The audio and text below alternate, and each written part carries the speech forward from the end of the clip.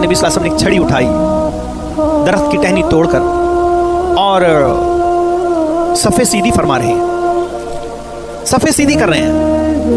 ये सफ़े नमाज की सफ़े नहीं है, ये तो जंग की सफ़े है। हमको सिर्फ नमाज का तजुर्बा हासिल है, गाज़ा को जंग का भी तजुर्बा हासिल है।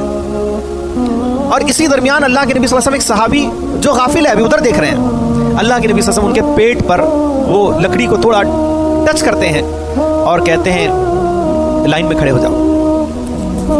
वो सहाबी रसूल सल्लल्लाहु अलैहि वसल्लम अब क्या कर रहे हैं, वो चीख उठते हैं और कहते हैं या रसूलुल्लाह सल्लल्लाहु अलैहि वसल्लम आपने मुझे तकलीफ पहुंचाई।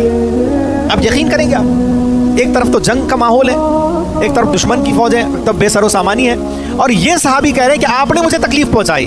तो कहा क्या चाहते हो? कहा मैं बदला चाहता हूं। अल्लाह के नबी सल्लल्लाहु अलैहि वसल्लम ने फरमाया ले लो बदला।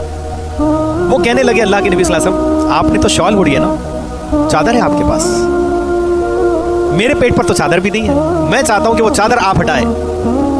अल्लाह के नबी सल्लल्लाहु अलैहि वसल्लम, दुरूद व सलाम हम सब के मोहसिन अल्लाह के नबी सल्लल्लाहु अलैहि वसल्लम की ज़ात मुबारक पर, आप अपनी चादर हटाते हैं और कहते हैं मेरे भाई बदला ले ले।